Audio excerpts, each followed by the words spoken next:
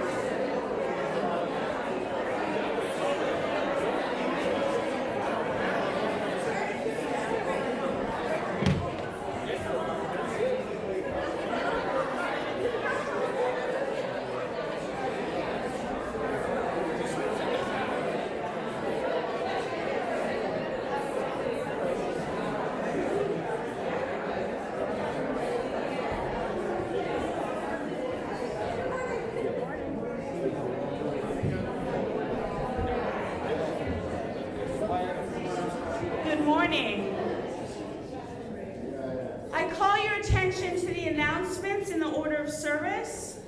I have a few announcements, and I really urge you to take the announcements home or to actually open them when they come in over email. Because there is a lot going on in this congregation, and it provides you opportunities to grow, to build relationships, and to live out your values in the world. This coming Saturday, January 18th, a group of us are going into Boston for the People's March, sponsored by the Women's March. I am reserving a bus for us, which means we will leave around 8:30 in the morning and return no later than 3:30. I need enough people to go, and I've invited other churches to come with us. But if you want to come with us, email me, call me, let me know so I can reserve a seat for you. The march is only 2 hours, but the going and coming into Boston will take some time. In February, I am leading a class on Zoom based on The Darkness Divine, which is a book I wrote and came out a couple years ago. It's from 2 to 4 on 4 Wednesdays in February. And we will be joined by members of 2 other congregations, which is what we've done before. The Davies Memorial UU Church in Camp Springs, Maryland, and Cedar Lane UU Church in Bethesda, Maryland. If you cannot make the 2 to 4 but still want to participate, I'm leading the same class or a similar class with the Center for the Spiritual Journeys on Wednesdays in February, but from 7 to 8:30. Please sign up with them if you want to take the class then. Our next multi-generational family fun night is Friday, January 24th from 6:30 to 8. It is bingo night, where we play games together, eat good bread and soup, and for more information, please look at your announcements. This month, we have begun our all-church read and discussion of White Poverty by Reverend Dr. William Barber. I encourage everyone to read the book and to attend the luncheon discussion on Saturday, January 25th at noon, and the Zoom discussion on Thursday, January 30th from 7 to 8:30. We will be providing lunch. It's not a potluck. We will be providing lunch on the 25th. So please sign up by calling the office so we know how many people to get lunch for. And my final announcement is contribution statements for 2024 will be available in Warren Hall after today's service. So please see Dan Ewing, our treasurer, if you want to get your statement now. This is for tax purposes, so I know we're all looking forward to doing our taxes. So thank you.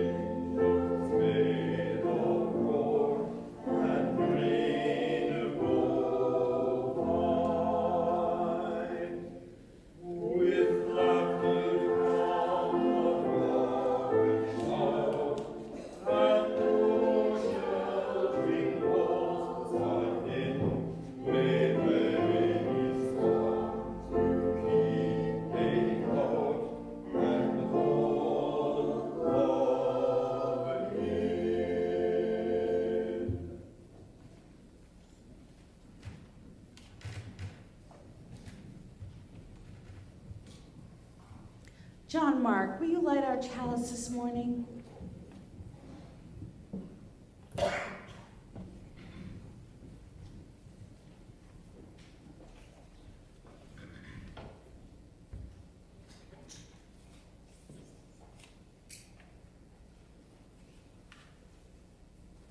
Thank you. James Faust wrote, "In this life we have to make many choices.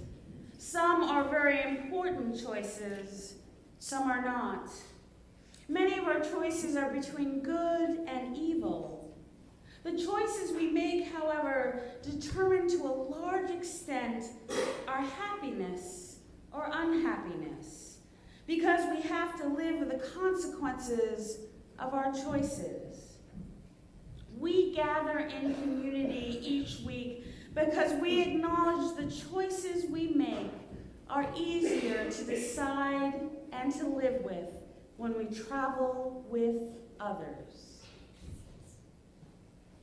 Please rise in body or spirit and join me in the affirmation in unison printed in your order of service.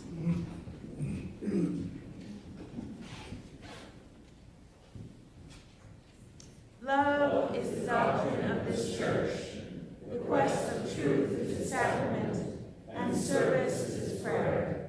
To dwell together in peace, to seek knowledge and freedom, to serve humanity in fellowship, to the end that all souls shall grow into harmony with the divine. Thus do we covenant together. Please join me in the children and youth affirmation, also printed in your order of service. We believe in unity. We believe in community. We believe each of us has the power to make a difference in the world. Our opening hymn is in your teal hymnal, number 1051, We Are.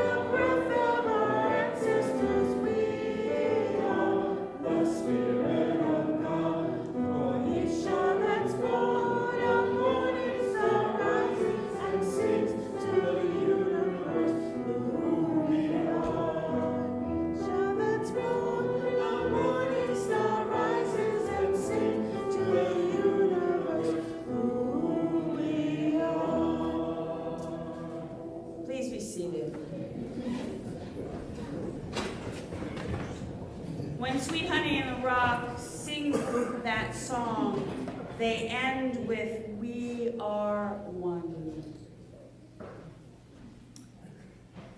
For every time we make a mistake and we decide to start again, we drop a pebble of hope. For every time we are lonely and we let someone be our friend, we drop a pebble of courage.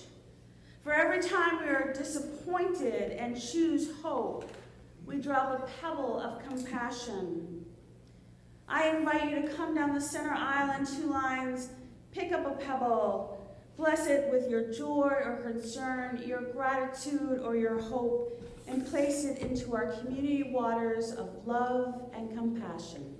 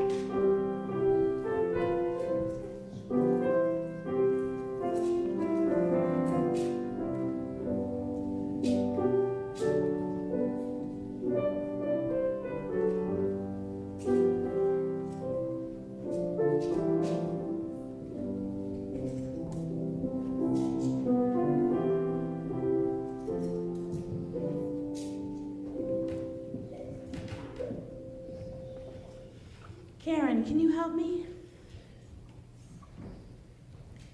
Can you add a pebble for Allison Knox's aunt, Pam Portelance, who is just in hospice? Can you add a pebble for Sin Hickey, who was in the hospital for pneumonia and other complications and is doing better? And a final pebble for all those joys and sorrows too scary or too private to lift up at this time. Thank you. Please join me in a moment of prayer and reflection. God of grace and tender mercies, Spirit of love that will not let us down, will not let us go, will not let us off the hook. We open our minds to your still small voice speaking within us, letting us acknowledge the tender spots, the broken pieces we so often hide from ourselves and others. We reach for the healing possible in communion with others and pledge to gather more, share deeper, listen harder. Remembering our interdependence and hope for release, we reach for forgiveness for ourselves from those we have wronged, those we have hurt. An endeavor to forgive those who have wronged or hurt us.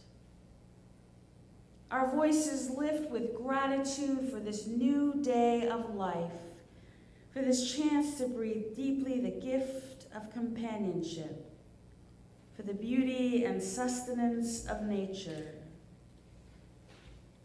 May we continue to feed on the courage others share with us and find sanctuary and solidarity in our work to build a beloved community right here, right now. So may it be.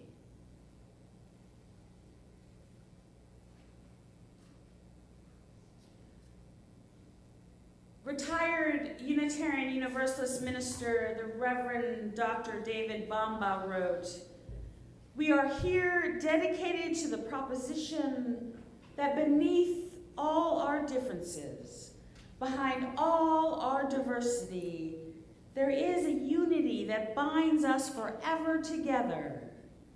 In spite of time, death, and the space between stars, we pause in silent witness to that unity." The morning offering will now be received.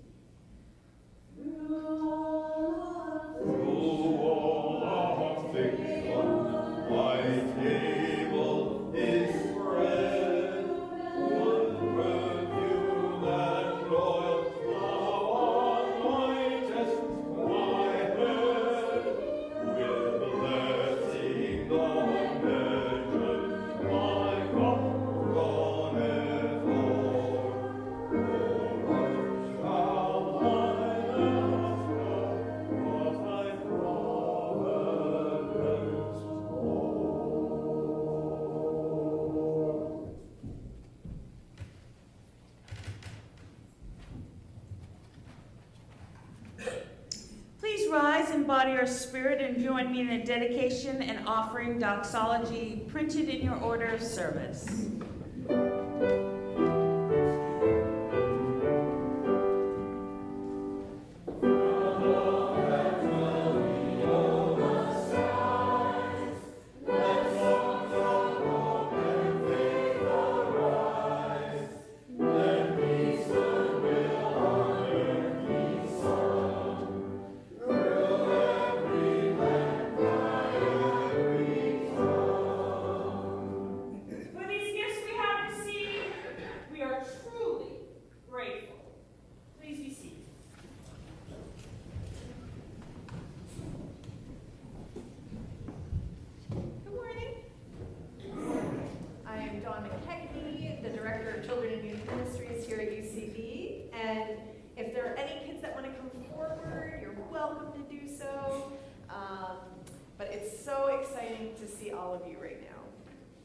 So this morning, Jen Shattuck, who is our nursery coordinator and program assistant, wrote a lovely child within us all for you, adapted from the book The Bad Seed by Jory John.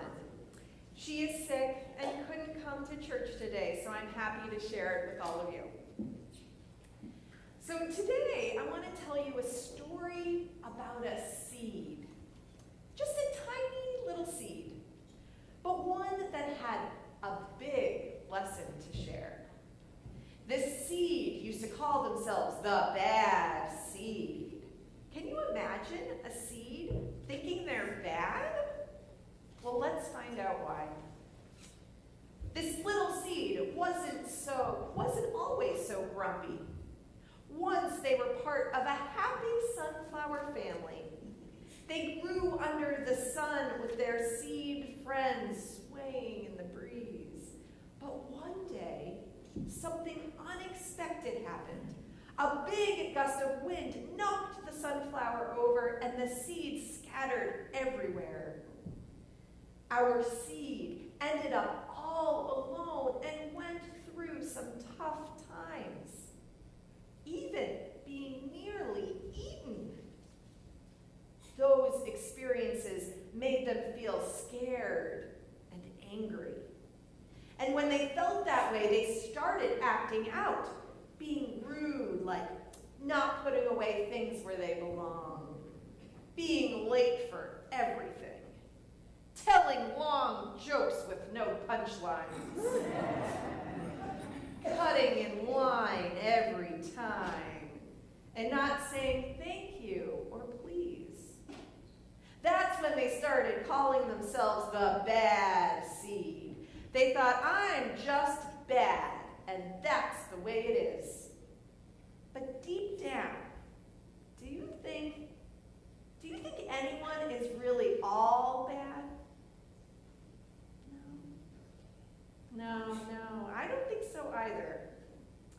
So one day the seed got tired of feeling so bad all the time.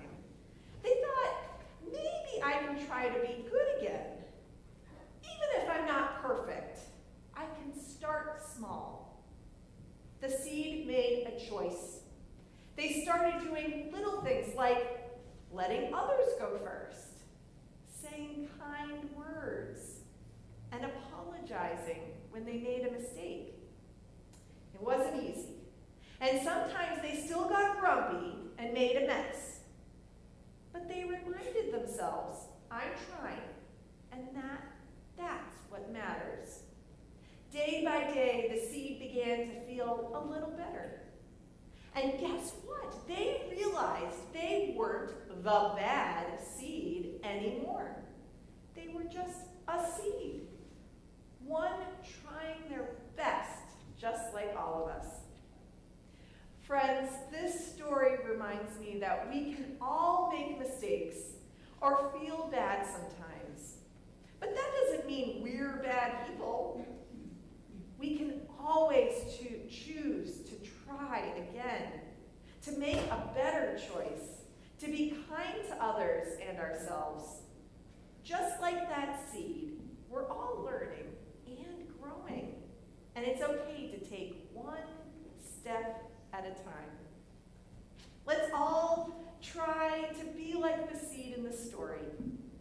Brave enough to keep going, kind to others when we mess up, and ready to do our best. May the love of God surround you everywhere, everywhere you may go.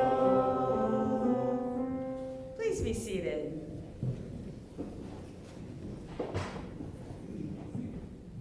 The reading this morning are excerpts from the Unitarian Universalist Views of Evil pamphlet. Reverend William Schultz, former UUA president, former president of the UU Service Committee, and current senior fellow at the Carr Center for Human Rights Policy at Harvard's Kennedy School of Government, and affiliate professor of preaching and public ethics at Neva Lombard Theological School in Chicago, wrote, Unitarian Universalists have had relatively little to say about the concept of evil over the generations. This is partly because we have spent our energy reassuring people that human beings are fundamentally good, and that those good impulses will ultimately prevail. And it is partly because, having abandoned traditional Christian understandings of sin and salvation, we have had to develop new theological tools with which to meet evil.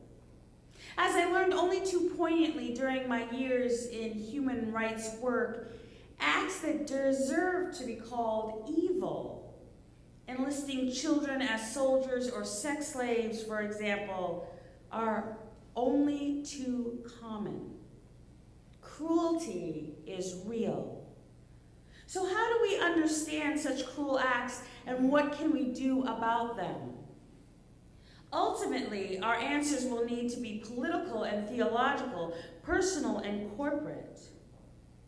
Along with intimations of goodness, evil lies coiled in almost every human heart, latent in almost every human enterprise. The goal is not to vanquish it. That is too much to hope for, but to temper it and name a phenomenon is always the first step towards its taming.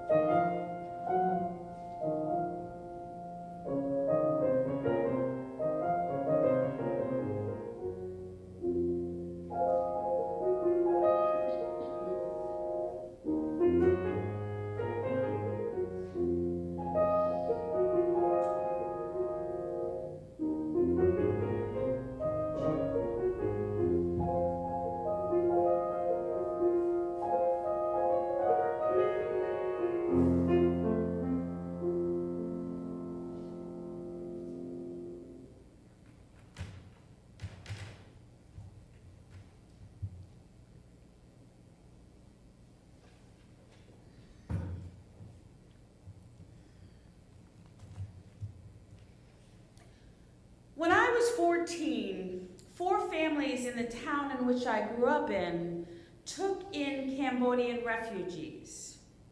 I felt a pull towards these young people because although their trauma was very different than my own, we had in common our dark skin and the sense of being alien in a place we didn't belong. Over time, they came to trust me and began to tell me some of their stories. One young man told me of hiding with his little sister when the guerrillas of Pol Pot's regime came to his village, killing intellectuals and political activists. His parents were school teachers, and they were raped and murdered. When the terrorists finally left, he took his little sister and ran into the trees. He walked for days and climbed the mountains into Thailand, carrying his sister most of the way. Another of the youth told me of the work camps they were put in, where they were given almost no food and beaten often. He shared his nightmare of the young people who tried to run away and had their stomachs cut open and filled with glass. All the other youth were made to watch as the runaways slowly died in the hot sun, screaming and crying. The Holocaust, the killing fields, Rwanda. We can all name historical events when evil flourished. I would guess that we might find agreement around people who we would name evil. Hitler, Pol Pot, Timothy McVeigh, Ted Bundy. And yet, Unitarian Universalists are reluctant to name and define evil. The problem of evil has loomed large in religious thought across cultures and centuries, from ancient myths of Pandora and Prometheus to biblical stories of Adam and Eve, Cain and Abel. These narratives serve as attempts to explain the presence of evil in the world and how humanity transitioned from a state of relative innocence to one in which suffering and malevolence are all too real. Our religious ancestors, particularly the early Unitarians, rejected the Calvinistic doctrine of the inherent depravity of humanity. Instead, they championed the inherent goodness and potential within each person. The father of Unitarianism, Reverend William Ellery Channing, famously declared his reverence for human nature and his belief in its God-like powers and tendencies. Yet this belief also shapes our reluctance to acknowledge the existence of evil, as we prefer to focus on the responsibility each individual has for their actions.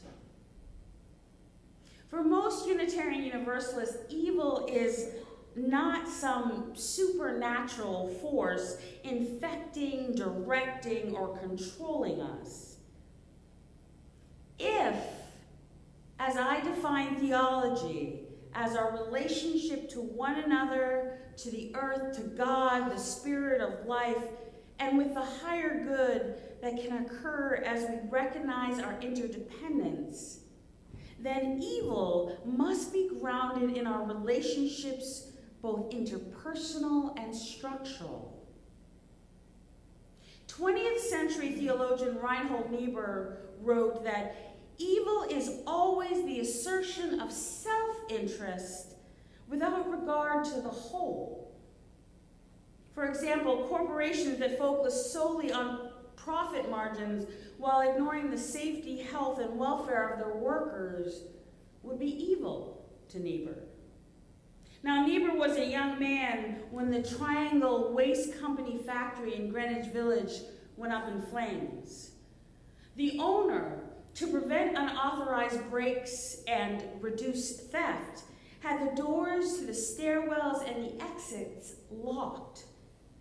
When a fire broke out on Saturday, March 25, 1911, 146 of the women, young girls, and men employed as garment workers died. The owner cared more about his profits than the people.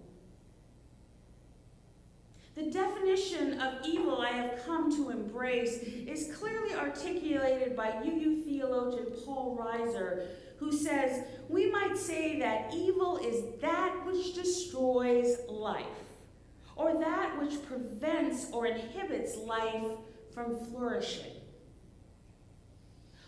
Honoring life is one of the most important conforming is evil. It is evil to discriminate against Black, Indigenous, people of color, and people who are neurologically, physically, and developmentally diverse. Reverend Dr. Reiser argues that evil has both individual and structural components.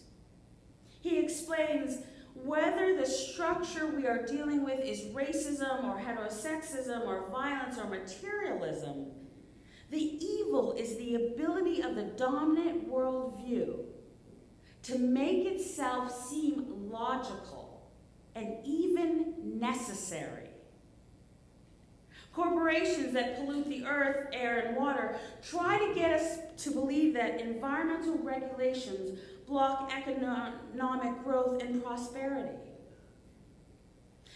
justice system that puts blacks, Latinos, and indigenous people in jail for the same crimes white people get probation for.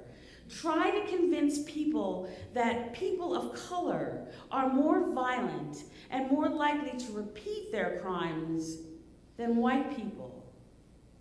This is evil disguised as logic.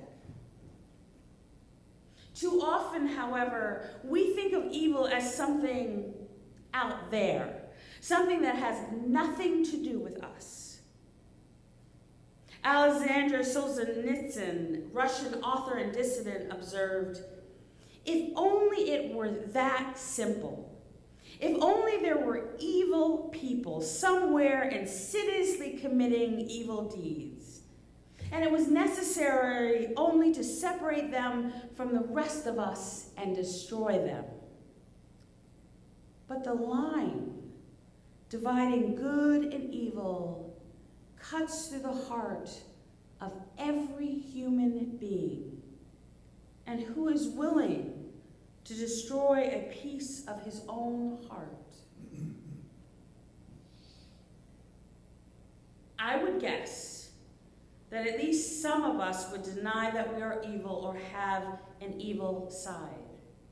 We would never murder another human being. We would never participate in sex or work trafficking. We would not commit physical, emotional, or sexual abuse on another human being. We aren't torturers or rapers. And yet evil isn't all Nazis on one side and Jewish people on the other.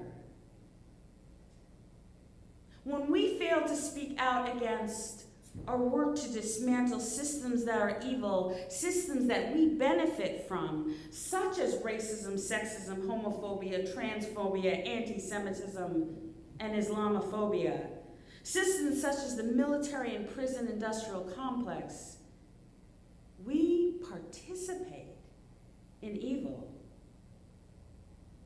Abraham Joshua Heschel, Jewish theologian and philosopher, reminded us that, quote, "There is an evil which most of us condone and are even guilty of: indifference to evil. We remain neutral, impartial, and not easily moved by the wrongdoings unto other people. Indifference to evil is more insidious than evil itself." Now, while we cannot always stop evil acts, we can name them and protest them. I wonder how many of us have written to our representatives to denounce our financial support of Israel decimating the Palestinians. How many of us have spoken up to our family and friends about the targeting of trans people for political gain? How many of us participated in the Black Lives Matter movement? How many of us went to the police and community gatherings to talk about violence towards Black, Indigenous, people of color communities on Cape Cod? How many of us have attended a PATH meeting or information session, which was started here at this church? How many of us know what PATH stands for? How many of us protested the inhumane treatment of migrants in this country? Most of us are indifferent, not because we essentially don't care, but because we are overwhelmed by the enormity of the evil in our world. We hunker down and protect ourselves and our families because we feel powerless, and ineffectual. We think we cannot hold all the world's evil and stay sane. And so we ignore, protect, pretend it's not that bad, convince ourselves it has nothing to do with us. The Prophet Muhammad spoke of two kinds of jihad. The lesser jihad, which is the external struggle against injustice and oppression, and the greater jihad, which is the internal struggle against one's own vices, temptations, and moral failings. This inner jihad is a battle between good and evil, and the strivings to align one's actions with the principles of justice, compassion, and truth. There's a story I have shared before that comes from the indigenous tradition. It's about a grandfather talking to his young grandson. He tells the boy that he has two wolves inside of him that struggle with each other. The first wolf is the wolf of peace and love and generosity and kindness. The other wolf is fear, greed, hatred, war. The young boy asks his grandfather, which one will win? And his grandfather replies, whichever one you feed. When we feed the hate of those with whom we fervently disagree, with distortions and exaggerations, with elitist disdain and privileged pride, the evil in us win. When we feel the understanding, when we fail to understand that different life circumstances, different knowledge, and try to build bridges of common priorities, goodness wins. I take great comfort in scientific studies that have shown that we human beings are literally hardwired for goodness. Neuroscientists Jorge Moll and Jordan Grafman of the National Institutes of Health reported that many aspects of morality appear to be hardwired into the brain, and that brain imaging and psychological experiments show that generosity and empathy activate a primitive and central part of the brain. Religion helps us define and cultivate our innate goodness, as well as providing a container in which to practice. One of my colleagues said that what sets Unitarian Universalism apart from the dogmatic crowd is the assertion of deeds, not creeds. How we live, what we do, matters more than what we believe. And how we treat one another and the world reflects our goodness. Dr. Harvey Hohenstein, who has served as professor in the Department of Social and Organizational Psychology at Columbia University for over 30 years, has suggested that what makes for altruism and compassion in the world is people passionately feeling their fundamental connectedness with other human beings. As the Reverend Scott Alexander, a minister of the Unitarian Church North in Mequon, Wisconsin, explains, we are good to those around us when we know, deep down in the center of our trembling hearts, that they belong beautifully and irretrievably to us as fellow human beings on this holy and tender planet. Our association's new covenant sets up the seeds of how we can feed the goodness within us. First, we put love at the center. We act out of love, which means we actively treat people with inherent worth and dignity. Not just people we know, not just people in our communities, but all people. The poor, the homeless, the migrant, and those whose sexual orientation, gender identity, neurodiversity, class, race, and ethnicity is different from our own. All people, even those whose political identities and social understandings are at odds with our own. It means we accept people for who they are, with encouragement to growth. It means we work to dismantle oppression and white supremacy so that all people can experience liberation. It means embracing our interconnection with the earth and striving to be the best stewards of our planet that we can be. That is what our faith challenges us to do.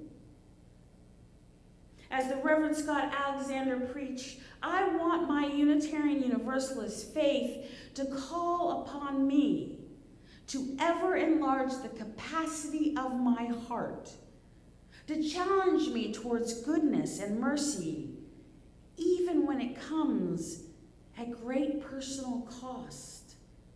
I want a faith that teaches my soul to organically feel the joy and sorrow of others, which reminds me of my inescapable responsibility to love and serve my far-flung, often difficult family. I want a church which refuses to let me morally and spiritually separate myself from the trials and tribulations of my global brothers and sisters, wherever and however I find them. I want a faith that keeps me awake whenever there is as much as one human being somewhere in need of my compassion and my care.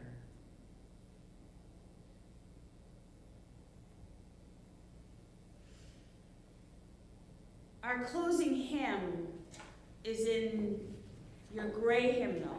It's number 1. May nothing evil cross this door. Please rise in body or spirit.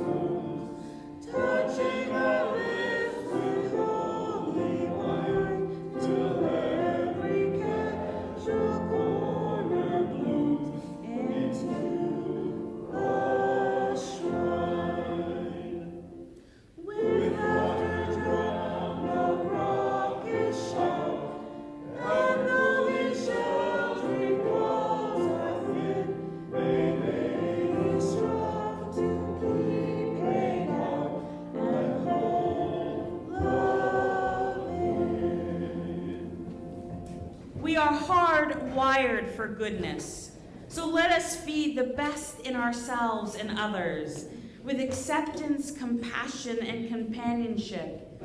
And when we fail, or when the suffering that makes evil possible rises up within us, let us remember to lead only with love for ourselves and others. Please be seated.